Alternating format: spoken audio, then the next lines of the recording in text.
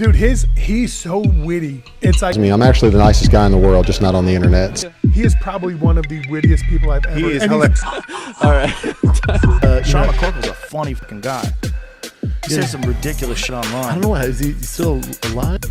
I guess that is way over the line.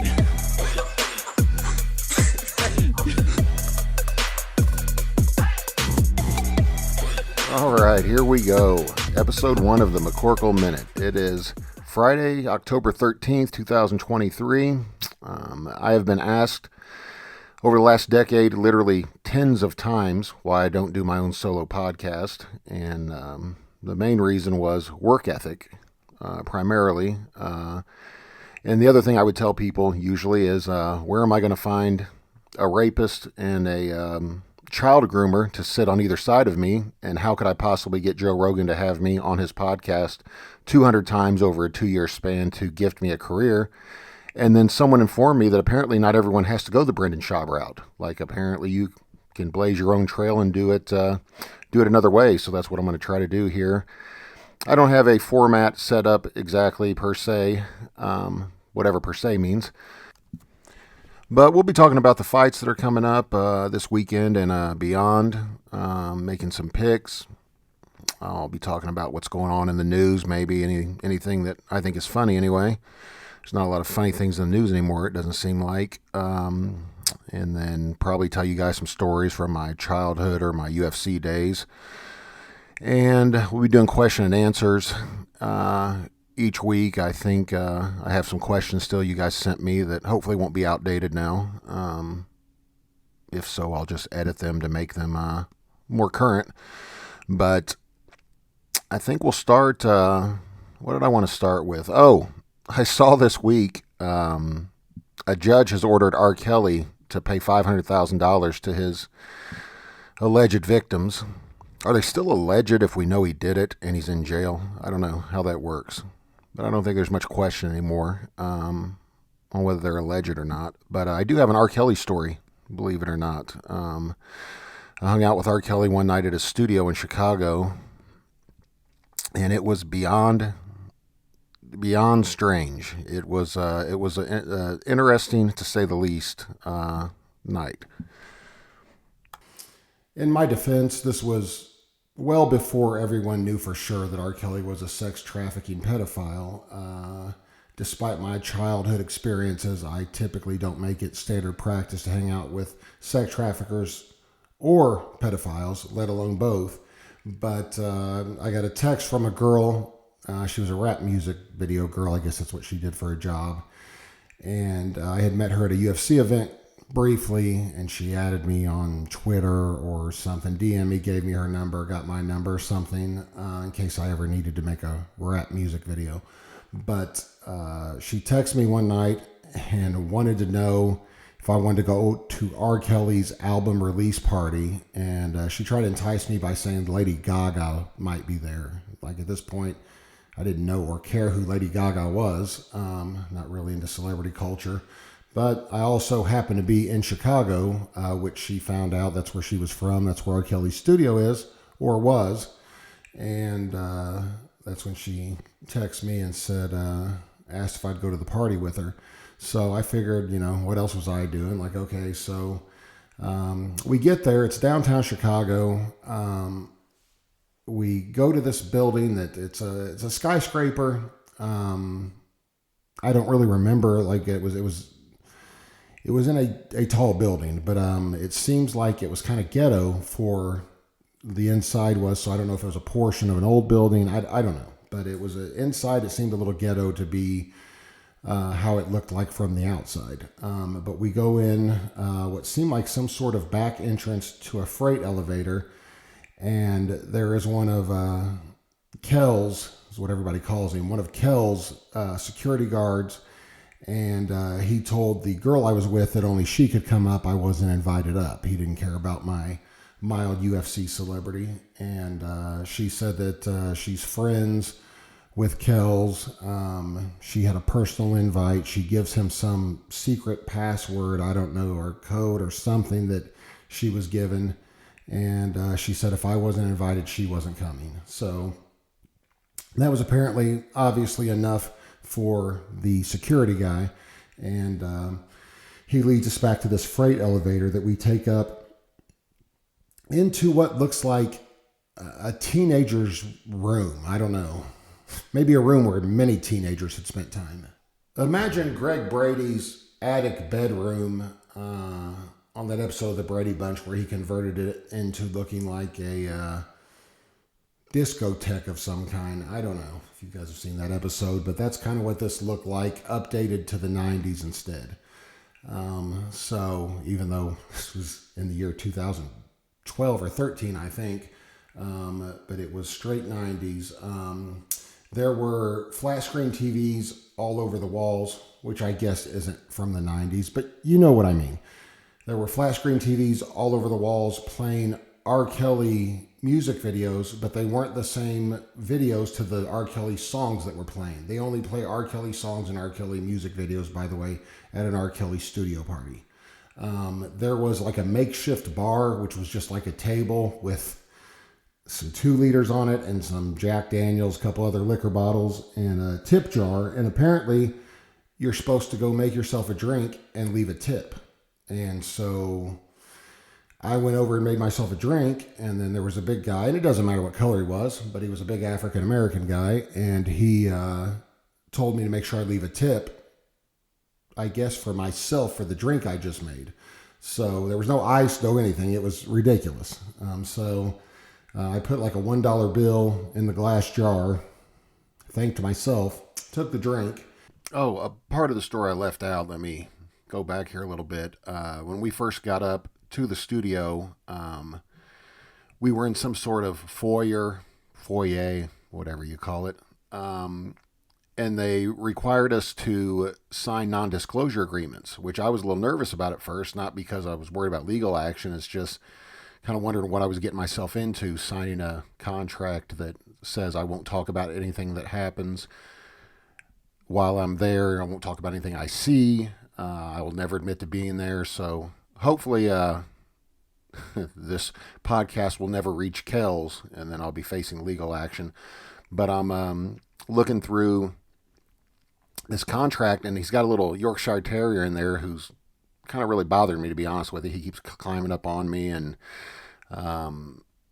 just wanting attention. And I like dogs, but I don't like R. Kelly's dogs. So he kept coming up to me, kept just, messing with me when I was trying to sign my paperwork. And I look around, I'm noticing there's signs also everywhere, all over the studio, like, leave the dog in the cage between 10 p.m. and 5 a.m. He's got instructions printed, and they're all over this little foyer, like for whoever's working there. But the dog keeps harassing me, so I was looking for a place to get rid of my gum.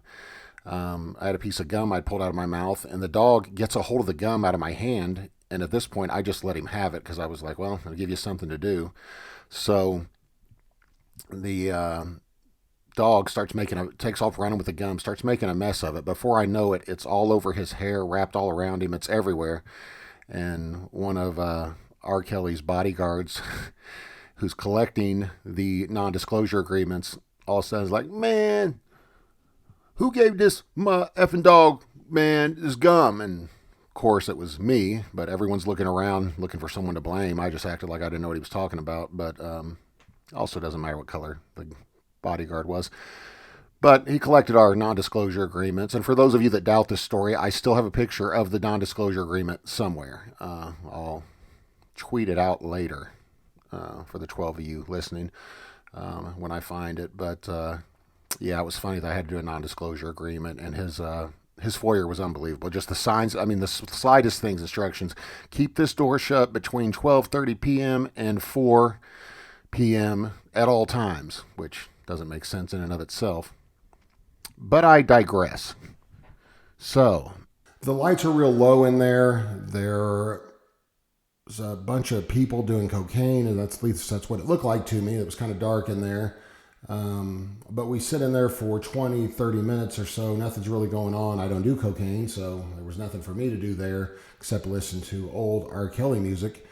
And I'm at this point ready to just leave. I tell her, hey, you ready to go? And she goes, no, he's coming. I promise he's coming. I just texted him. And I'm like, I didn't care to begin with. I definitely don't care at this point. But all of a sudden, I see what appears to be Zorro walk into the studio with a security team of 2 or 3 guys. They're not dressed like Zorro. They were in Chicago Bulls gear. But Kells comes walking in with a Zorro mask, Zorro hat, Zorro outfit. No Zorro sword, which was a little bit disappointing. But he comes in dressed like Zorro and smoking a big fat cigar and seems like he's having the time of his life already. He just got there. But he's smiling, laughing, high-fiving everybody, just having a ball. So the girl tells me after he's been in there a minute, hey, you want to meet Kells? And I was like, just please stop calling him Kells, number one, is what I was thinking. But I say, sure, and I start to walk over, and then another one of his security bouncer guys is like, hold on, wait. Like he stops me from going over there. And he said, I need to check this out with Kells first and make sure it's okay. You know what I'm saying? Doesn't matter what color he was either. But he had to, okay with Kells. And I just told her, listen, I'm just going to go. Let's just leave. I don't want to feel like I'm approaching like the king, or like God or something. It's just, I'm not that impressed with celebrity. And she's like, no, he's really nice. Like, just stop. And, so whatever. So, security guy. By the way, have you guys ever noticed what is it about being black and 300 pounds that automatically makes you an expert on security? I've never understood that. Like, if there's ever a security guard, it always seems like it's a 300-pound black guy. Like, is there a school that requires you to be a certain weight and to be African American to get into that's just straight security school? Anyway, just something I've noticed over the years. But so Kells okays it for me to come over, which at this point I'm looking at Black Zorro, wondering if I even want to come over. So I go walking over and, I introduce myself, and he said, my girl here say you a UFC fighter, know what I'm saying? And I said, yeah, I used to be. I said, not so much anymore. And, I said, at some point I told him we'd talk for just a second, and I told him that I remembered when his first album came out called Dedicated, like in 1990 or something. It was, I don't know, late 80s, early 90s. And he was like, Ninja, you ain't that old. He didn't really call me a ninja, but he was like, Ninja, you ain't that old. And I said, no, really. I said, I'm 35 or whatever I was at the time. And he said, dang, how you stay looking so young? And I said, the truth, human growth hormone. And he was like, ha, Ninja, you crazy. I said, no, really, it's mostly human growth hormone and testosterone replacement. And I said, the question is, how do you stay looking so young? And I'll never forget this. As I said that, he stopped as if something had caught his eye in the distance. And he looks to his left, and I look with him to see what he's looking at. And he says to me, I just stay on stage, Ninja. I just stay on stage. And we're both staring into a disco ball or something of some kind, and I don't know why. But we sat there staring blankly at it for a few minutes and then continued our conversation. Now, if it sounded like it was awkward before with the dark studio and the disco lights and the R. Kelly music playing and different R. Kelly music videos playing and people doing cocaine, imagine how awkward it is once the lights come on and there's no music playing and it's just dead silence and R. Kelly's dressed like Zorro and people are scattering around trying to wipe the cocaine off their nose and just... at that point I saw a sea of what looked like underage women running around. It got really awkward at that point. And I didn't really know what to say or do. And I was thinking, man, this can't get it any more awkward than it already is. Turns out I was wrong, because at that moment, a girl, for some reason, this redheaded white girl, doesn't matter what color she was or what color her hair was, but she began singing I Believe I Can Fly a cappella with tone deafness that can't even be imagined. You would have to be there to hear it. It was the worst singing I've ever heard in my life. And she starts with the first verse of the song, goes all the way through to the chorus. And as she's doing it, I look at Kells, and he looks back at me, and he's kind of like, just like, like, what else do you say, I guess, when someone is terribly singing one of your songs? And so she finishes the chorus after the first verse, and everything goes dead silent in there. And 5 seconds later, the second verse starts. And she starts singing his second verse word for word. At least it was supposed to be word for word. She was getting some of the first verse confused with the second. It just was getting as awkward as it could possibly be. So out of nowhere, Kells just yells out, "Man, what happened to the music, man?" Something to that degree. And his guy who was watching his bar earlier and making sure I tipped seems to be scrambling around trying to figure out how to turn the lights back off and turn the music back on. And Kells is like, "Man, this shit is whack, man," you know what I'm saying? And it just, I don't know, it was terrible. All of a sudden, all the lights drop back off, the music starts again, the R. Kelly music. Thankfully, the girl stops singing, and the wrong music videos began playing again. I'll never forget, it was some sort of Bee Gees music video that began playing, but it's R. Kelly music. It was insane. It was, I don't know, very odd. So I talked to Kells for a few more minutes. I was dying to ask him what was with the Zorro outfit, but I never got around to it. He did show me his cabana. He has a little cabana inside the studio that has like a hammock, and I don't, he was like, "This is where I be taking my bitches," you know what I'm saying? And I didn't know what he was saying. I mean, I kind of knew what he was saying, but I didn't understand the whole hammock. Like, it was just, the whole thing was just a surreal night. So, he introduces me to someone else. You know, I was wanting to get out of there, but he introduced me to someone else. Like, he's like, "This ninja UFC fighter, so don't mess with him." You know, and I was like, "Oh, no, I only fight for money, or if anyone shows me even the slightest amount of disrespect." And I turned and looked at one of his bouncers when I said that, which seemed to make him uncomfortable. And then we pretty much wrapped it up from there. So that's pretty much my R. Kelly story. I was able to get a hold of his phone number. I can't remember if he gave it to me or the girl gave it to me, but either way, for years after, I would prank text R. Kelly, and I always knew it was him until he stopped responding finally, because I would always hit him up with something saying I had a girl that was trying to meet him, and he would always put question mark, "This is." Like, that's what his response was every time. And I always claimed I was Tron 2013. And I would tell him, "You remember me? I met you at D. Rose's party." He was friends with Derrick Rose, I had heard, from the Chicago Bulls. So that was my in with him. And I would always act like I had met him. You would think he would remember someone named Tron 2013. But I would prank text him all the time. I would actually Google search. This went on for years. I would Google search girls R. Kelly would think is hot.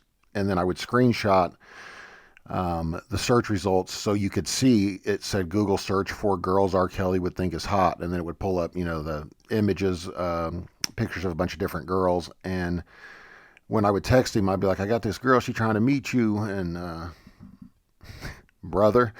And I would send him the picture and be like, "She's the third one down on the right." And he could obviously see, if he looked, he could obviously see it said girls that R. Kelly would think was hot, like search results. But he'd always be like, "All right, cool, give her the number, dog." And then I would sometimes text him from a different number, acting like I was the girl. It was ridiculous. Anytime after that, if I found myself having a drink or two, I would start giving his number out to people also. So that went on for a while. I was also able to get 2 Chainz's number from the same female that introduced me to Kells, and he didn't text back much, but it used to be what I would do to entertain myself. I had to keep switching up the phones I would text from, because as a wise man once said, I gotta remain mysterious. Whoa, what was that? That was a rare sighting. Was that Bigfoot? Not sure what happened there. Must have been a glitch in the Matrix. Moving on, my original plan was to record this podcast all in one session. Obviously, you can tell from the changing audio that I've not yet found how to correct that it's been recorded over 2 different days. So back off. It's the first one. So I was planning on giving you guys my Logan Paul, Dillon Dannis pick ahead of time. Now the fight's over. I did watch it. Certainly not on any kind of illegal stream. I paid for it for sure. So I would have originally picked, given my choice, I would have bet, if I still bet, I would have bet that Dillon Dannis would not show. I think all the way leading up to the fight, he was still looking for a way out. And if you saw the fight, now you know why. Dillon Dannis is a great grappler, an even better troll. Maybe the worst boxer I've ever seen, if you even call that boxing. That was, I was getting like secondhand embarrassment watching it. It was horrible, absolutely horrible. I would have assumed if you'd have told me the fight was going to happen that Logan Paul would win, most likely by decision. What I didn't see coming was Dillon Dannis not throwing any punches at all, like not even trying to win. It makes no sense to me. I've said this 100 times on podcasts. If you're there to fight, fight. You might as well swing. If you're going to lose anyway and get embarrassed, you might as well try. I don't understand it. It does not make any sense to me. It will never make any sense to me. These guys that come out and just wait to lose. I remember when Mirko Cro Cop came to the UFC. He fought, I think, Eddie Sanchez in his first UFC fight. And Eddie Sanchez literally circled, throwing half-ass jabs, waiting to get knocked out. He was so scared, just waiting.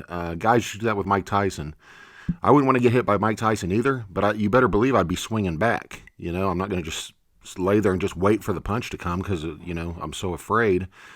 Obviously, I don't think Dillon Dannis is afraid of Logan Paul per se, but he's afraid of getting embarrassed or of getting knocked out. So this thing where I think he threw a total of 60 punches, maybe total. I think on the stat sheet it was like 60 punches. He landed 12 or something crazy. Maybe landed 20, and then of course, you know, Logan threw 700 and landed 100, so he's going to win the fight. Obviously, he was there at least to fight. For all his faults, he does fight when he gets in there. Even against Floyd Mayweather, he tried, which I just don't. And this, whatever this, I think it started with Rocky. I really do. I think it started with Rocky 3. Come on, whole world's watching. Knock me out. Come on, knock me out. Come on, hard.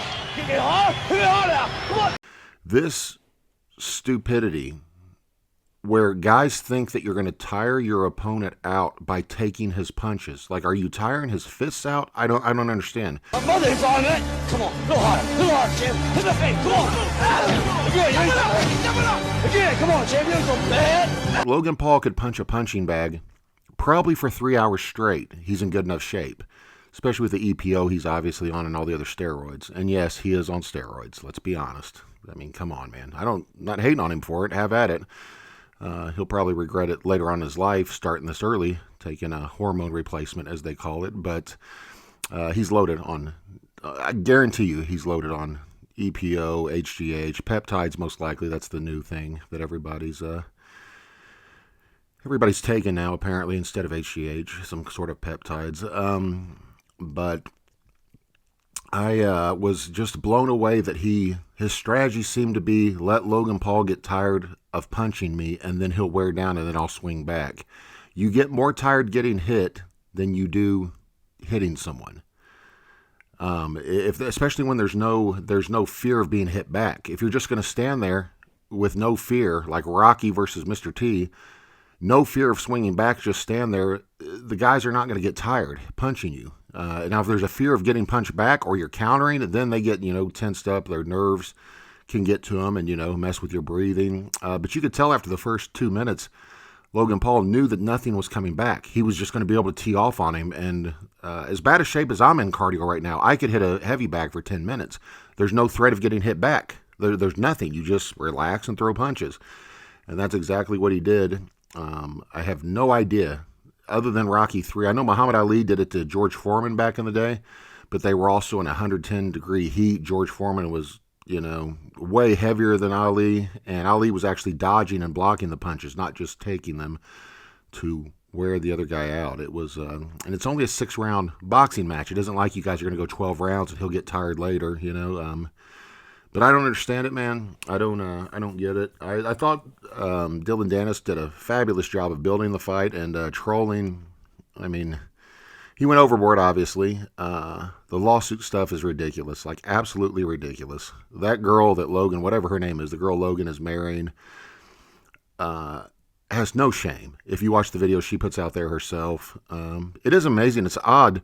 She just keeps falling in love with celebrities. It was Leonardo DiCaprio, then a pro baseball player, then, I don't know, other celebrities, and then now Logan Paul. It's like she only can seem to find a love connection with someone with a couple $100 million.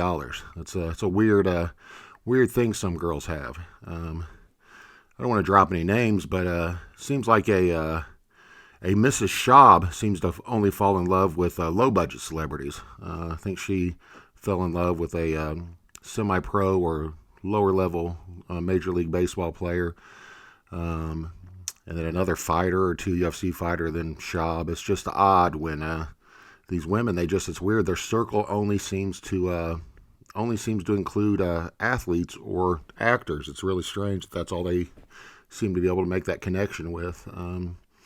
It's almost like these women that date billionaires strictly, they strictly date billionaires. Like they're with Jeff Bezos for a couple years, then with another billionaire, a couple years. It's like, man, then it's weird. You just keep finding love surrounded by, billions of dollars. It's weird. But anyway, as far as that fight goes, Dillon Dannis' fighting career is over. He can talk about the UFC. He can talk about whatever he wants. No one is paying him to do anything again. If you're paid to fight, you got to fight, man. You've got to get in there and you've got to at least try. It's a shame that he didn't take this serious at all because Logan Paul is not a professional boxer. He's not even a very good boxer. He's not as good as his brother, I don't believe at all. Doesn't have the punching power that Jake has. I just don't get Dillon Dannis being so afraid. And to think that Dannis thought that he could beat Khabib, that's what's hilarious. You're going to beat Khabib in an MMA match? Like, you couldn't beat Khabib in checkers, from what I saw, I have no idea what that would have to do with fighting or them competing in any way, but I don't know, man. Very disappointed in his effort, and that he didn't even seem to try. Didn't even seem to give himself a chance, and he's one and done. He's he's got the same boxing future as Ben Askren does, and the same fighting future. No one's going to pay for that. Bellator's done with him. I had heard that. Scott Coker was really unhappy with his unwillingness to fight, constantly just having an excuse why he can't fight or why he can't pulling out. Just he needs to stick in the grappling world. Just go wrestle with guys and scoot your butt across the mat and do whatever it is you do. Because from what I've seen him grappling, he doesn't really grapple either. I recently watched Dillon's grappling match with Gordon Ryan. Suffered all the way through that atrocity. I don't know how many times they grappled, but I watched one of them, and it was the same deal as his boxing match with Logan Paul, except in a grappling sense. He didn't want to engage. He wouldn't take any chances, and I understand. I mean, Gordon Ryan's the best in the world, but I would rather try and be submitted than run, use the Schaub shutdown, and then get, humiliated at the end for not even trying. Whether it be grappling or boxing, fighting, MMA, whatever. That's something that a lot of people don't know this. After weigh-ins, the UFC, Dana White takes all the fighters back. Like immediately after weigh-ins, then we go back to one of the locker rooms, and there's always speculation on whether or not Dana tells guys how to fight or, tries to influence, their style or, wants guys to stand up more or whatever the case may be. Want wrestlers to throw more punches and stop, trying takedowns. But they say to you very clearly, I don't know what gets said privately behind the scenes to individually to fighters, but they say to the whole group of fighters, we're not going to tell you how to fight. We're not going to tell you have to do anything, but other than do what you do. If you're a kickboxer, kickbox. If you're a wrestler, wrestle. If you're a jiu-jitsu guy, jiu-jitsu. Try to get submissions, but he said, we're paying you guys to fight. You have to fight. That's why you're here. And they tell you that if you lose a exciting fight, you're going to be 10 times more likely to come back or be brought back to the UFC for another fight than if you win a boring fight, which isn't always the case. They rarely cut a winner, even if the fight's boring, but that's how they trick you into fighting harder. But, it's true to some degree. There's been a lot of guys, like Matt Browne, he may, be 50-50 in the UFC, but his fights are always exciting. Chris Lytle was one of those guys at one point, Chris Lytle, I think, won 7 out of 9 bonuses, or 7 events out of 9 that he fought at. He won the fight of the night or submission of the night, knockout of the night, something like that. So they kept him around despite whether he won or lost. He always had a spot with them, and seems to favor the stand-up fighters more. They like guys that'll stand up because there's stand-up fighters that knock people out, and they always need someone to get knocked out. So it seems like you can hang around the UFC longer when you lose if you're willing to stand up and trade. But it's really just giving the fans what they want, like making exciting fights. But I just don't. I don't know, man. I don't get it. I don't get it. Like I said, when I watched Danis and Gordon Ryan, it was just it was ridiculous. There was almost no grappling, just like there was no boxing the other night. So enough of that. God bless them if they can get anyone to pay for another pay-per-view. I know I certainly did the other night, but wouldn't again. I feel sorry for all the people, including myself, that paid for that pay-per-view, because I for sure did. But it's a lot of money, man, for what you got. Found it hilarious, too, that that Logan, after the fights, called out Rey Mysterio Jr. in the WWE and then tried to sell it as if that was actually going to be a fight.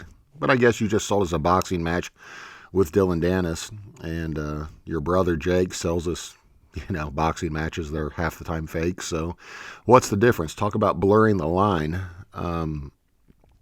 But yeah, he was like, I'll tell you who's next, Rey Mysterio Jr., like in the WWE. Like, I can't wait to watch that scripted battle unfold. I wonder who will win. But like I said, you can't really hate on Logan or Jake Paul, man. They're lucky. They are lucky to be in the position they're in. But at the same time, they've capitalized on it, and they did make it happen. They went out there and took it, man, which is what it takes in life sometimes. They, did catch a couple breaks along the way, but they have mastered the art of, turning the YouTube celebrity into a boxing career or a fighting career, which is amazing. It's amazing coming from me, that someone that got mildly famous on the internet, and that's how I got a UFC contract. So I guess that's like the pot calling the guys the Kardashian girls date black. But anyway, moving on. I did not watch KSI versus Tommy Fury. Just not into watching two British guys fight. Oh! So it's fisticuffs you want, is it? Right, stick 'em out! No, come here, you coward! But certainly not either one of them. I'd like to see Tommy Fury's dad disappear. I mean, I don't want anything bad to happen to him, but man, if I never saw that guy again, it'd be too soon. He needs to kind of just stay out of it. He's the LeVar Ball of boxing, as far as I'm concerned. Which brings us to, I guess, the other big fight we've got coming up. I'm sure the UFC has 12 cards in the next 2 weeks, 3 of which will have fighters you've heard of at least once on them. But I know you got the big Francis Ngannou versus Tyson Fury fight coming up. It amazes me, absolutely amazes me, that people do not give Ngannou any shot at all. He's obviously not going to outbox Tyson Fury. No one's delusional and thinks he's going to outbox him. But if you've watched Deontay Wilder fight, I mean, he's a little better technically than Ngannou, but they've both got the same thing going for him, which is that crazy power. Although Ngannou's, it's hard to see if it translates to boxing the same. But Ngannou hits unlike anyone I've ever seen. And Deontay Wilder, I mean, he packs a punch too. But Deontay Wilder almost finished Tyson Fury in one of their fights, just throwing a wild punch, and he caught him with it. And you can't tell me that Ngannou, assuming whatever they're using, 16-ounce gloves, 12, 14, I'm not sure what they agreed to. They originally were going to do an MMA gloves, is what Tyson Fury tried to say. And of course, like always, they backed down at the last minute, like Tommy Morrison was going to do an MMA match against a guy, and they were going to wear, MMA gloves. And at the last minute, he decided that he had to have boxing gloves, I think. I can't remember. what happened, but he at the last minute they were going to do, or maybe they did wear MMA gloves, but they were going to do grappling and everything. Then it got turned into stand up only, and then it's just ridiculous, man. Tyson Fury is like, okay, we'll do. I'll fight. I can't do his impression, but it would be terrible if I did. He said he'd fight Ngannou with MMA gloves, and I think he said like elbows allowed and knees allowed or something like that. And he probably got elbowed or kneed a couple times and changed his mind quick. But I would like to see the fight tilted a little more in Ngannou's favor, just a little bit. Like if they had, obviously you can't have grappling or takedowns, or the fight wouldn't last long at all. But if they had, maybe if they'd done it with MMA gloves, we saw when Artem Lobov, I think his name is, when he fought Paulie Malignaggi, whatever that guy's name is, when they fought in bare knuckle, you saw that that kind of negates a little bit the boxing skill that some of these boxers have when you don't have the big gloves to cover up with and you can't catch punches the same. Distance is a little different when it's bare knuckle versus boxing. It's even different when you're sparring with MMA gloves versus sparring with boxing gloves. The distance is a little bit different. The defense is definitely different. So I would have liked to have seen the odds tilted toward Ngannou a little more in his favor. But like all boxers that want to fight MMA fighters, they're not going to do anything but boxing. I heard someone say that, they were going to box in a cage instead of a ring. I'm like, that doesn't, if it's still boxing gloves, it's going to matter very little, the surface you're fighting on. It isn't like in pro wrestling where the ropes make a big difference as opposed to a steel cage match because, in pro wrestling, the ropes make all the difference in the world because every wrestler, for some reason, is a victim of their own momentum.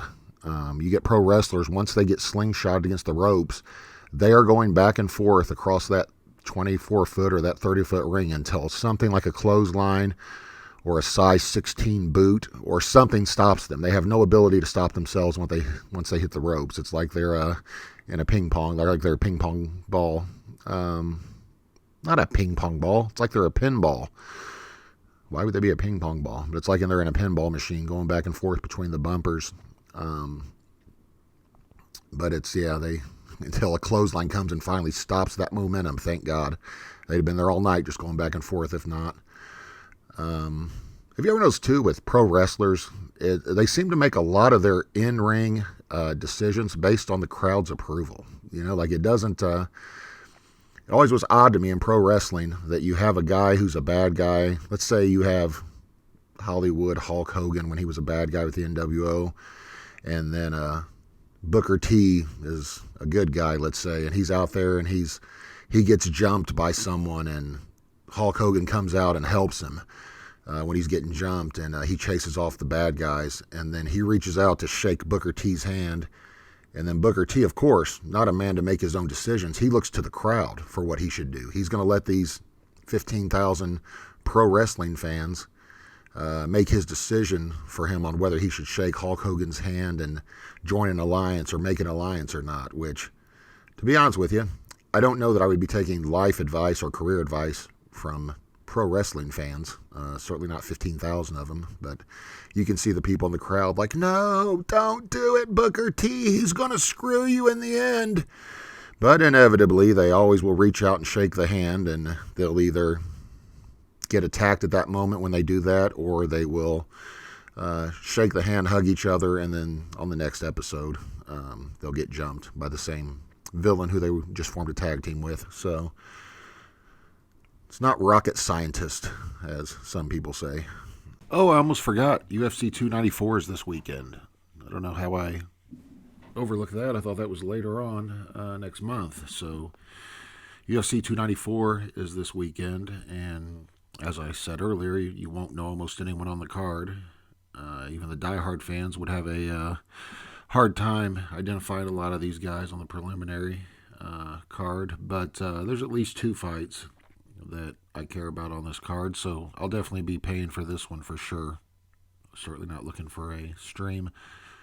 You've got your co-main event. Kamaru Usman is a last-minute replacement, fighting Chimaev. Man, the UFC does their best to protect Chimaev, man. He must be huge in the Muslim mark. It's actually not must be. We all know he is. I believe this fight's in Abu Dhabi too, obviously. So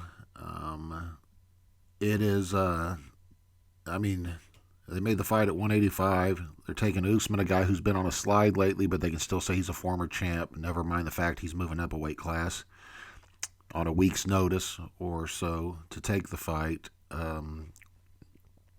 This will be the one time I think I root for Usman to win. I don't think I've ever rooted for him to win in any fight, but I think it's kind of like when you're watching a football game or basketball game and you hate both teams, so you can't decide which one you'd rather lose more. You're not rooting for one to win, just rooting for them both to lose. It reminds me of when I saw Travis Browne fight Brendan Schaub.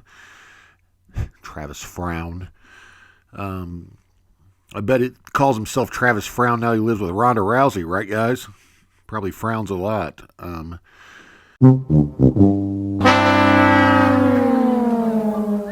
Travis Browne versus Brendan Schaub, when they were fighting, I genuinely didn't know who to root against more. I was so happy. I thought, please just let one of them get embarrassed, whatever happens, you know. I had an opportunity to meet Travis Browne on a couple occasions, and wasn't exactly his biggest fan, to be honest with you. He's the guy who can, whatever you've done, he's done it better. Not unlike Schaub, but I was talking to Travis Browne. I said we were at some pre-fight something or another, I don't know. And he was talking to me about sparring with Matt Mitrione, and I said, man, Matt's really, really athletic and hits really hard. He's like, I bet he's not as athletic as me. I played basketball in college. That's what Browne told me. And I said, yeah, I did too. Yeah, I bet you don't hit like me. I'm like, I don't know, dude. He hits pretty hard. Yeah, you ain't seen me hit. And I'm like, oh, okay. And then he asked me about Dave Herman, another heavyweight that I trained with. I wouldn't say extensively because Herman never trained, but when he did train, he and I trained extensively together. And I was just telling him how, great of a defensive wrestler was and just a phenomenal athlete Dave Herman was. I saw Dave Herman do a backflip one time out of a single leg at a grappling tournament, and I told him afterward I didn't know. It was like, man, I didn't even know you could do a backflip. And Herman said, neither did I. And he was dead serious, but he was just that kind of athlete. But again, when I told him that, I said, what'd you think about training with Herman?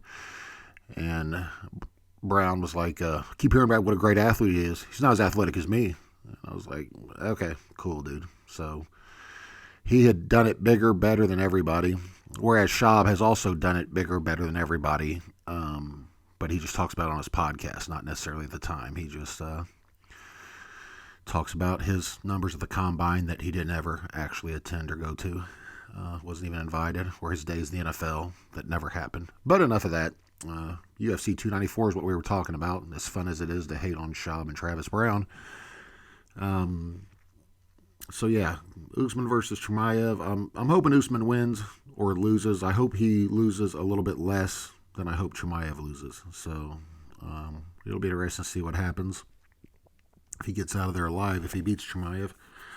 I'm not sold on Chimaev. I know everybody else is. I don't know. It's maybe just the hater in me that's not allowing me to be sold on him, but he's looked impressive so far. But it'll be interesting to see what he does with someone who he can't easily out-wrestle, even though he's far bigger than Usman. On your main event, we've got Makhachev and Alexander Volkanovski. It's the big rematch. And by big, I mean little, at least as far as Volkanovski goes. The man is a midget. I thought the first fight was going to be a joke. I thought that Makhachev would roll over him like nothing. I was shocked every time I see Volkanovski fight. One, that he's even able to get there, because I know riding in a car seat for long distances can be tough. But I did hear a rumor about Volkanovski.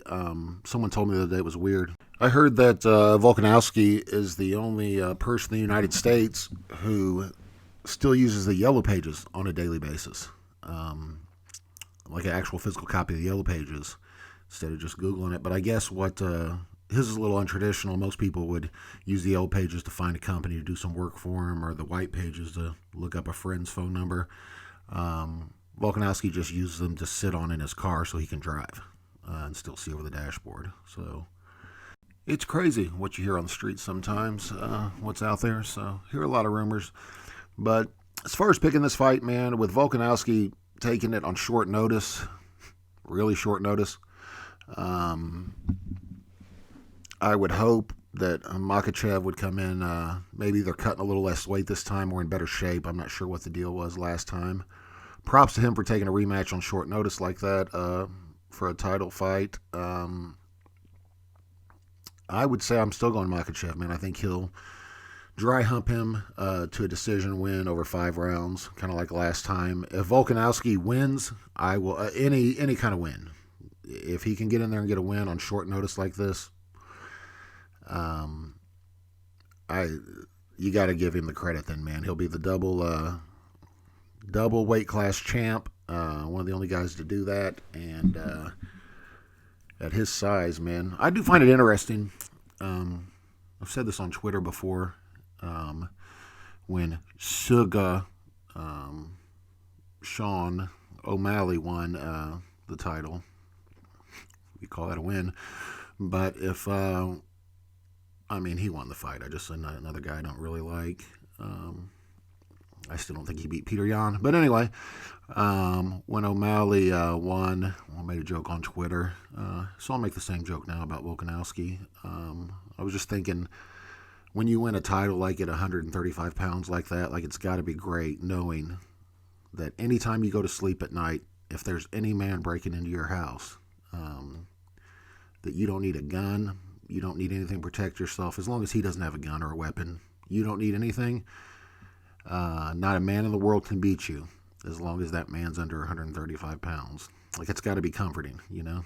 But if you get a intruder who weighs 137 pounds, then you got to be a little bit nervous, you know, because you've already proven you can beat any man in the world under 135 pounds. But reminds me of Frank Shamrock used to say he was the toughest man in the world under 200 pounds, which was MMA is a strange sport. I guess boxing, it's not strange per se, but it is funny that in every other sport they don't have like an NBA league for men 6'3" and under, unless you're counting the WNBA as that.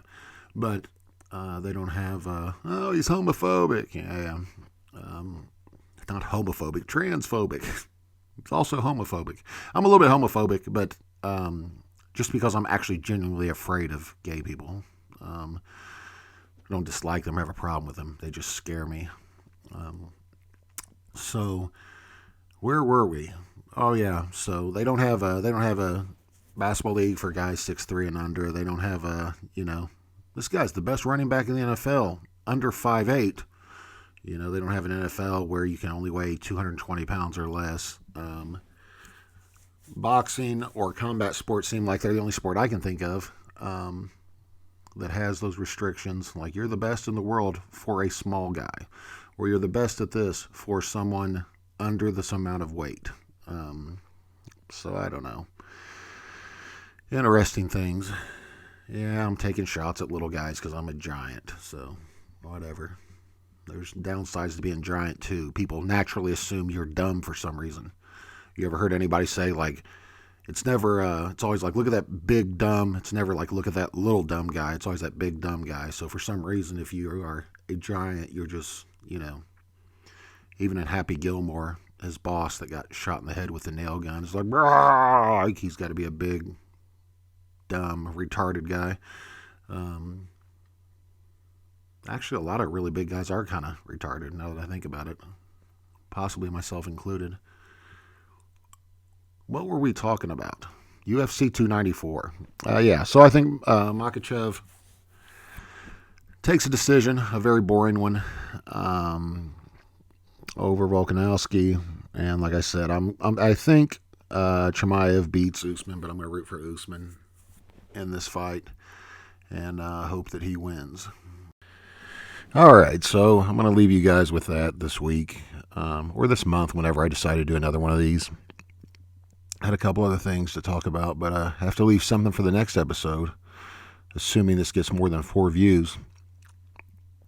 But I was going to do a McCorkle Minute where I, roast fighters, but I'm going to save that for next time. I do have a,